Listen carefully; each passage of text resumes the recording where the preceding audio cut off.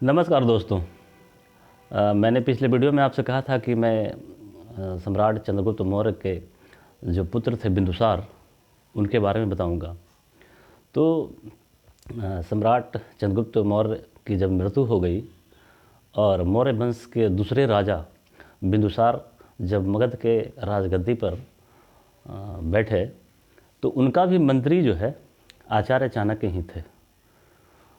जब सम्राट चंद्रगुप्त मौर्य की मृत्यु हो गई, उसके बाद देश के अन्य क्षेत्रों में जो महाजनपद थे या जो राजा थे, वो सब अपने आप को धीरे धीरे आज़ाद घोषित करने लगे थे।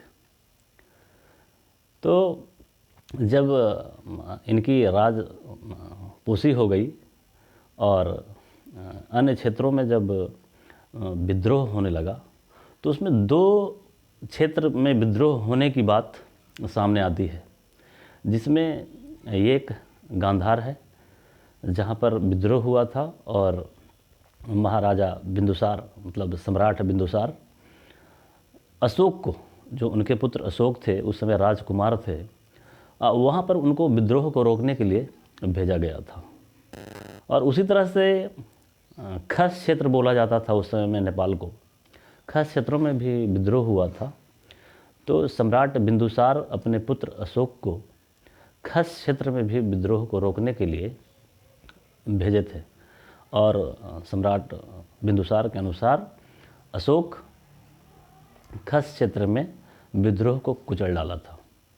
इस तरह से बिंदुसार की राज सत्ता 24 वर्षों तक लगातार चलती रही और 16 देश के जो 16 महाजनपद थे, उन महाजनपदों में जिन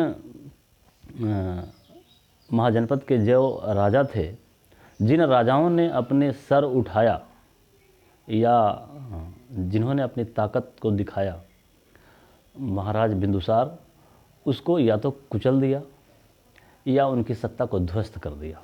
मतलब मौर्य साम्राज्य के जो अगले जो शासक था, वो भी निरंकुश सत्ता का प्रदर्शन किया। ऐसे माना जाता है कि मौर्य सम्राट चंद्रगुप्त मौर्य खुद निरंकुश शासक था। भले ही उनकी शासन व्यवस्था बहुत अच्छी मानी जाती है, उनकी शासन में कई तरह का देश में विकास हुआ और प्रजा हित का काम हुआ, फिर भी उन्हें निरंकुश शासक ही माना जाता है। ठीक उन्हीं के प्रकार उनके पुत्र बिंदुसार जब राज सत्ता पर काबिज हुए, तो उसी तरह से सत्ता को वो आगे बढ़ाया और देश के अन्य भागों में जो महाजनपद थे उन सब पर अधिकार जमा लिया। जो सर उठाए थे या प्यार से या उन्हें कुचल कर।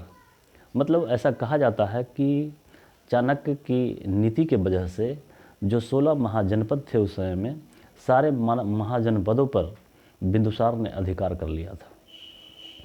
इससे हुआ क्या कि बिंदुसार के समय भी पूरा भारत एक तरह से मगध साम्राज्य के कब्जे में थी और पूरा देश का जो स्थिति था वो मगध साम्राज्य के सामने छिन्न थी। जो राजाएं थे या महाजनपद के जो संघ प्रमुख थे, वो सब मगध साम्राज्य के शासक बिंदुसार के सामने नतमस्तक थे। ऐसी व्यवस्था उस समय उत्पन्न हो गई थी, इतने ताकत हो गए थे। कहा जाता है कि जिस समय बिंदुसार मगध पर राज कर रहा था, उस समय इसके सेना में 6 लाख सैनिक थे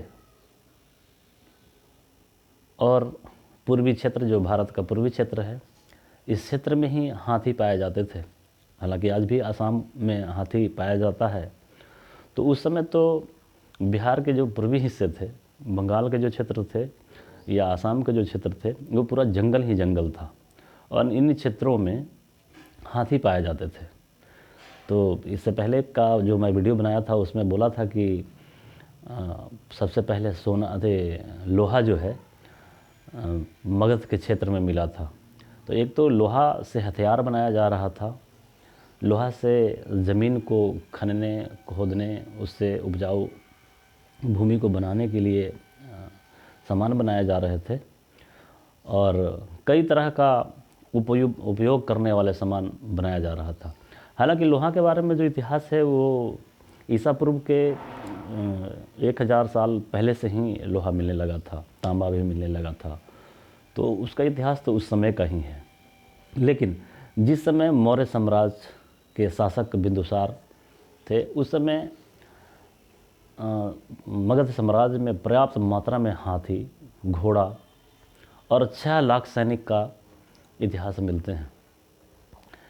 तो पूरे भारत में 16 महाजनपदों को अपने काबू में कर लिए थे, और यह जो व्यवस्था जो बना उसमें मुख्य भूमिका मगध साम्राज्य के जो मुख्यमंत्री थे आचार्य विष्णुगुप्त शर्मा, मतलब महापंडित चाणक्य, उनकी भूमिका इसमें बहुत महत्वपूर्ण थी। उनकी नीतियाँ देश में उनके जाने के बाद हजारों साल तक कायम रही।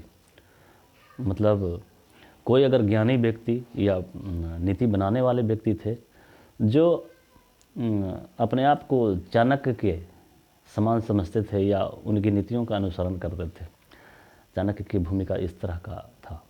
मतलब 2 राजाओं, मगध सम्राट के 2 राजा, एक तो कि मौर्य साम्राज्य के संस्थापक सम्राट चंद्रगुप्त मौर्य के साथ तो वो काम किए ही, और उनके पुत्र बिंदुसार के भी वो मुख्यमंत्री थे, और उनके राज्य में उनकी जो सफल नीतियाँ रहीं वो मगध साम्राज्य के सामने पूरे भारतवर्ष में 16 महाजनपदों के अलावे जो छोटे छोटे जनपद थे या राज थे, सब पर वो काबू कर लिया। तो इस तरह से उनकी नीतियाँ रहीं। और मगध के सम्राट बिंदुसार जैन धर्म के जो किताबें हैं, महाग्रंथ हैं, उनके अनुसार तो वो 27 साल तक राज किए। लेकिन ऐसे इतिहास में बताया जाता है कि 24 वर्षों तक बिंदुसार मगध पर राज किए थे, और उस दरमियान अशोक मगध के राजकुमार था, और 2 बार बिंदुसार अपने पिता के आदेश के अनुसार 2 बार विद्रोह को दबाने के लिए, विद्रोह को दमन करने के लिए यात्रा किया था, जिसमें एक था कि गांधार पर किया गया था दमन को, विद्रोह को दमन करने के लिए, और दूसरा खस क्षेत्र उस समय नेपाल को बोला जाता था, नेपाल में भी उस समय विद्रोह को दमन कर दिया गया था। यह दमन का जो भूमिका था वो अशोक का था, और अशोक उस समय सम्राट बिंदुसार के पुत्र था। तो इस तरह से ये जानकारी हम आप लोगों के बीच में शेयर कर रहे हैं बिंदुसार के बारे में। और अगला जो जानकारी जो शेयर करेंगे आपके बीच में, वो सम्राट अशोक के बारे में, जो मौर्य वंश के अंतिम और प्रतापी शासक बना। ठीक है दोस्तों, अगले वीडियो का आप इंतज़ार करें।